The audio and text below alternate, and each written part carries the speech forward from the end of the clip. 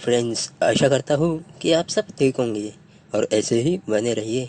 आज मैं एक्सप्लेन करने जा रहा हूँ एक सुपर नेचुरल हॉरर मूवी। और मेन बात यह है कि ये हमारे प्यारे भारत में शूट हुई है। ये कहानी मारिया के इर्द गिर्द घूमती है, जो अपने बच्चे के कारण किस हद तक जा सकती है ये दिखाया जाता है। अब ज़्यादा समय बर्बाद ना करते हुए let's look out now. Movie अपने कपल के साथ शुरू होती है, जहां माइकल काम की वजह से मारिया के साथ मुंबई आता है।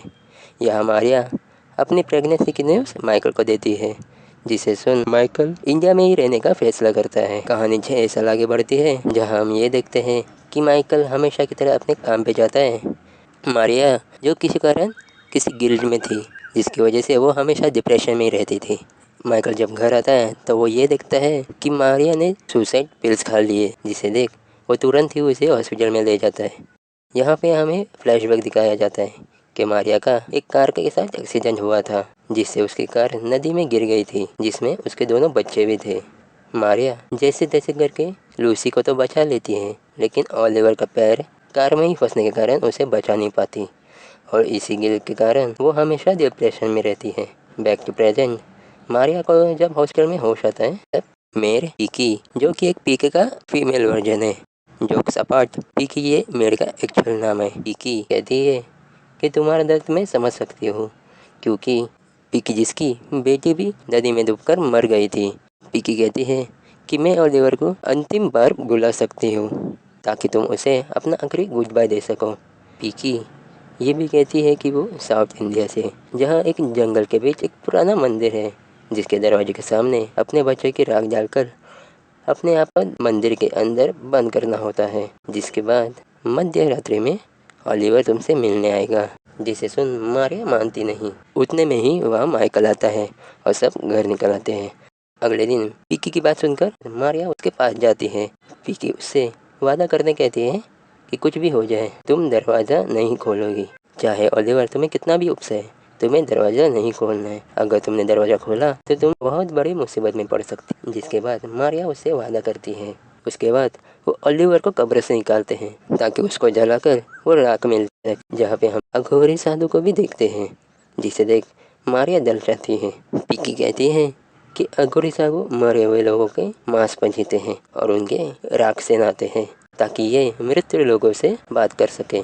अगले दिन मारिया अपने जलने पे निकल जाती है और बिना माइकल को बताए अपने डेस्टिनेशन पहुंचने के बाद, जहाँ पे हम मंदिर के आसपास के सारे पेड़, जानवर, पक्षियों को मृत पाते हैं। मंदिर पे पहुंचने के बाद मारिया ओलिवर की रात दरवाजे के पास जाकर अंदर बैठकर रात होने का इंतज़ार करती है। उसके बाद मारिया को मंदिर के भीतर से कुछ आवाज़ें आती है, जिसे देखने वो अंदर जाती है। अंदर जाने पर उसे एक मूर्ति मिलती है, जिसके 4 हाथ होते हैं और 2 उसने मुंह को ढके हुए थे, जिसे देख मारिया डर जाती है और वहाँ से निकलने का फैसला करती है। उतने में ही मंदिर के दरवाजे पर दस्तक होती है, जहाँ पे ओलिवर मारिया को आवाज़ देता है। मारिया ओलिवर की आवाज़ सुन बेहद ही चौंक जाती है और उससे बातें करने लगती है। बात करते वक्त ओलिवर उसे मुझे अंदर लेने कहता है, जिसे सुन मारिया मानती नहीं। ओलिवर जब कहता है कि मुझे अब जाना होगा, तो इमोशंस में आके वो तुरंत ही दरवाज़ा खोल देती है, जिसे खोलते ही बाहर कोई नहीं होता। बाहर आने पर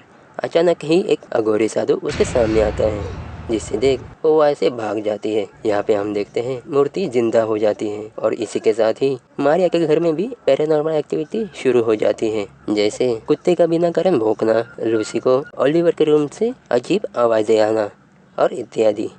अगले दिन मारिया घर आती है, जो बहुत खुश होती है, जिसे देख माइकल और मारिया में बहुत दिनों के बाद मारामारी होती है। अगले दिन मारिया लूसी को किसी के साथ बात करते देखती है और उसके बाद और पियानो को अपने आप बजते हुए, जो कि वही धुन बजा रहा था जो मारिया ने ओलिवर को सिखाई थी। जिसे देख वो समझ जाती है कि ओलिवर उसके पास आ गया है, जिससे वो बहुत खुश होती है और लूसी को कहती है कि ये बात वो किसी को ना बताए। रात को सोते वक्त मारिया को एक डरावनी परछाई दिखती है,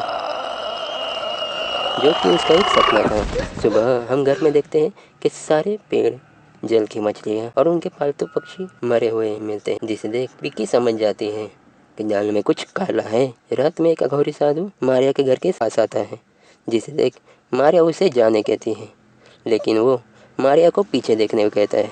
धीरे देखने पर मारिया के पीछे वही मूर्ति खड़ी थी, जो मारिया को पकड़ने लगी थी। मारिया डर के जैसे तैसे घर में भाग जाती है। घर में आते ही पिकी मारिया को कन्फ्रंट करती है। वो कहती है कि तुमने मृत्यु देवी को जगा दिया है, जो कि उस मूर्ति का नाम होता है। वह मंदिर जीवन और मृत्यु के बीच का ब्रिज होता है और मृत्यु उसी मंदिर की केयरटेकर होती है। पिकी कहती है मृत्यु हमारे घर आ चुकी है और वो ओलिवर को लिए बगैर यहाँ से जाएगी नहीं। ओलिवर अब तुम्हारा बेटा नहीं रहा। मृत्यु के बाद उसकी आत्मा की शुद्धि होती है, लेकिन जब उसे मृत्यु के बाद बुलाया जाता है तब उसकी आत्मा एक इविल स्पिरिट बन जाती है, जो कि घर में सबको मार देगी। अगर तुम्हें उससे बचना है तो ओलिवर से जुड़ी हुई सारी चीज़ों को जलाना होगा।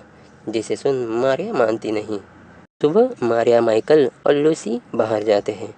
यह घर में पिकी ओलिवर के सारे सामान को इकट्ठा करने लगती है, जिसे वो जलाने ले जाती है। लेकिन वह ओलिवर पिकी के बेटे के रूप में उसके पास आता है और पिकी को पानी में डुबा के मार देता है। घर में जब मारिया आती है तो वो ये देखकर वो खुद ही ओलिवर की चीज़ों को जला देती है, जिसे देख माइकल उसे रोकता है। लेकिन मारिया उसे सब बता देती है, लेकिन माइकल उस पर विश्वास नहीं करता। उस पर मारिया लूसी को उसे कहने कहती है, लेकिन लूसी कुछ भी मालूम ना हो ये दिखाती है।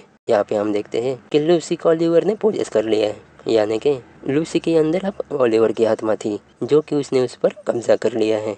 जिसके बाद माइकल मारिया को पागल समझकर रूम में ही बंद कर देता है और लूसी को लेकर बाहर निकल आता है। बाहर आते ही वो देखता है कि उसके घर को अघोरी साधुओं ने चारों ओर से घेर लिया है, जिसे देख माइकल अंदर आता है और पुलिस को फ़ोन करने जाता है। यहाँ पे लूसी अपने कुत्ते को मार डालती है। माइकल जब ये देखता है तो वो माइकल को भी घायल कर देती है। इसके बाद सीन कट जाता है और हम मारिया को रूम से बाहर आते हुए देखते हैं। मारिया रूम के बाहर आते ही वो देखती है कि अघोरी साधुओं ने उसके बेटे को चारों ओर से घेर लिया है और उसे मारने वाले हैं, क्योंकि लूसी के अंदर अब ओलिवर की आत्मा थी और यहाँ पे मृत्यु देवी को वापस भेजने के लिए मृत्यु देना होता है। यहाँ पे मारिया ये देख उसे बचाने बढ़ती है, लेकिन साधु उसे पीछे रोक लेते हैं। एक साधु लूसी को मारने ही वाला होता है, तभी माइकल वहाँ आता है, जो उनके साथ कुछ हाथापाई होती है। इतने में मारिया अपने आप को छुड़वाकर लूसी को बचाने बढ़ती है और ओलिवर को लूसी को छोड़ अपने पास बुलाती है, जो कि ओलिवर जाता भी है। ओलिवर उसके अंदर जाते ही अघोरी साधु उसे मार देते हैं। जिसके बाद वहाँ मृत्यु देवी आती है, जो उसके मुंह को पकड़कर अपने चेहरे का हाथ निकालती है।